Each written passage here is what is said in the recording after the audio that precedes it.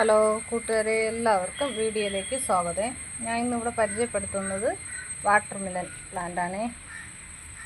കണ്ടോ, നല്ല ഭംഗിയുള്ള ഒരു പ്ലാന്റാണ് ഇത് നടന്ന പോട്ടിങ് രീതി, ലീഫിൽ നിന്ന് പിടിപ്പിക്കുന്ന രീതിയൊക്കെ ഒന്ന് ഞാൻ പറഞ്ഞു തരാമേ.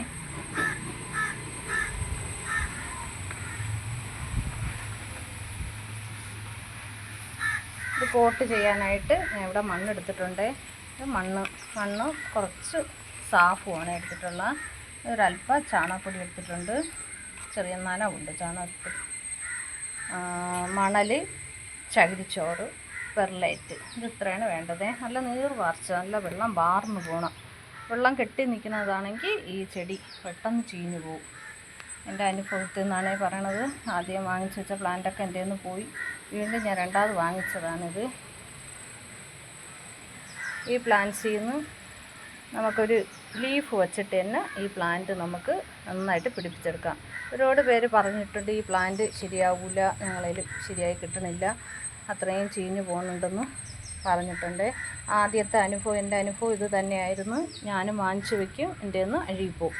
പിന്നീടാണ് ഞാൻ ഇപ്പോൾ ഇങ്ങനെ ലീഫ് വെച്ച് ഇങ്ങനെ ചെയ്യാൻ തുടങ്ങിയപ്പോൾ എനിക്ക് ഒരു പ്ലാന്റ് പോലും നഷ്ടപ്പെടാതെ എനിക്കെല്ലാം നന്നായിട്ട് പിടിച്ചിട്ട്, ഇതൊക്കെ ലീഫ് വെച്ചിട്ട് പിടിപ്പിച്ച തൈയാണ്. ഒരു ലീഫ് വയ്ക്കുമ്പോൾ തന്നെ ചിലപ്പോൾ അതിൽ 3-4 തൈകൾ വരും, ചിലതിൽ ഒരു തൈയേ വരുള്ളൂ.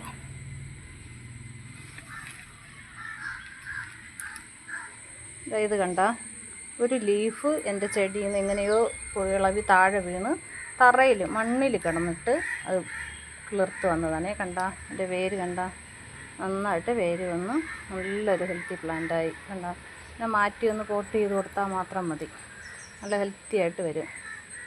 വെള്ളം കെട്ടി നിന്നാൽ അഴുകിപ്പോവും. ഇനി വെള്ളം വേണ്ട, വലുതായിട്ട് കെട്ടിക്കിടക്കാൻ പാടില്ല.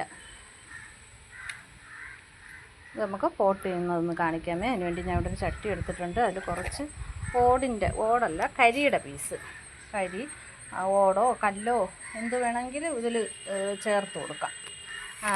നമുക്ക് വെള്ളം വാർന്നു പോകാൻ വേണ്ടിയിട്ടാണ് നമ്മളങ്ങനെ ചെയ്യണത്. വെള്ളം കെട്ടിക്കിടക്കാതിരിക്കാൻ, നമ്മൾ ഇടുന്ന വളവും മണ്ണൊന്നും പെട്ടെന്ന് ഒലിച്ച് പുറത്തോട്ട് പോകാതിരിക്കാനും വേണ്ടിയിട്ടാണ് നമ്മൾ കുറച്ച് കല്ലോ കട്ടയോ എന്തെങ്കിലും കരിയുടെ പീസ് എന്തെങ്കിലും ഇട്ട് കൊടുക്കുന്നത്. എല്ലാ പോട്ടിലും അങ്ങനെയാണ് ചെയ്തിട്ടാണ് ഞാൻ നടാറുള്ളത്. മണ്ണും എല്ലാം കൂടെ മിക്സ് ചെയ്ത് നമുക്ക് നടാം. ഈ പ്ലാന്റിന് വെയിലൊട്ടും പാടില്ല,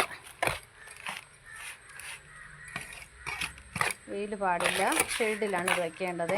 ചെറിയ വെളിച്ചം, രാവിലത്തെ ചെറിയ വെയിൽ ഇതിന് കുഴപ്പമില്ല, പ്ലാന്റ് നന്നായിട്ട് വരുന്നുണ്ട്. മഴ പറ്റൂല, മഴ കൊള്ളാതെ തന്നെ ഈ പ്ലാന്റ് മാറ്റി വയ്ക്കണേ.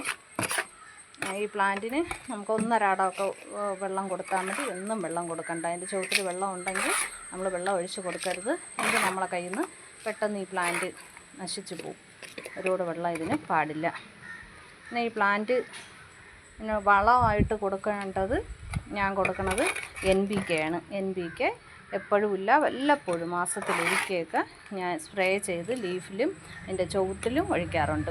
അപ്പോൾ നല്ലതായിട്ട് ഈ പ്ലാന്റ് നന്നായിട്ട് നല്ല ബുഷിയായിട്ട് വരാൻ വേണ്ടിയിട്ട് ഞാൻ അങ്ങനെയാണ് ചെയ്യണത് ഇടയ്ക്കിടയ്ക്ക്. പിന്നെ നമ്മളെ ചാണകത്തിൻ്റെ തെളിയൊക്കെ മറ്റുള്ള പ്ലാന്റിന് ഒഴിക്കുമ്പോൾ ഇതിനും അങ്ങനെ കുറച്ച് കൊടുക്കും, ഒരു ഓവറായിട്ട് കൊടുക്കാറില്ല. ഈ പ്ലാന്റ് പെട്ടെന്ന് അഴുകി പോണ പ്ലാന്റ് ആയതുകൊണ്ട് അങ്ങനെ കൊടുക്കാറില്ല. അപ്പോൾ കൂട്ടുകാർ, നിങ്ങളുടെ കയ്യിൽ ആർക്കെങ്കിലും ഈ പ്ലാന്റ് ഉണ്ടെന്നുണ്ടെങ്കിൽ ഇങ്ങനെ ഒന്ന് ചെയ്യണേ.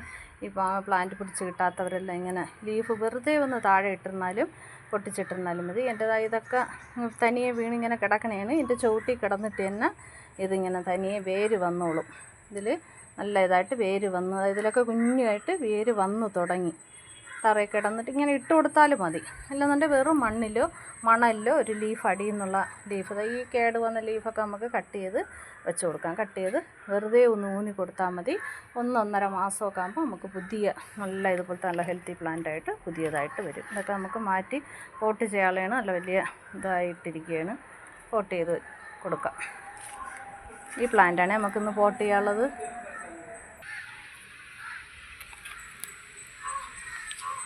ഈ പ്ലാന്റ് പോട്ട് ചെയ്തിട്ട് നമുക്ക് സാഫ് വെള്ളത്തിൽ കലക്കിയിട്ട് അല്പം സാഫ് കൂടെ ഇതിന് ഒഴിച്ചു കൊടുക്കണം. കലക്കി ലീഫിലും ചുവട്ടിലും ഒഴിച്ചു കൊടുക്കണം.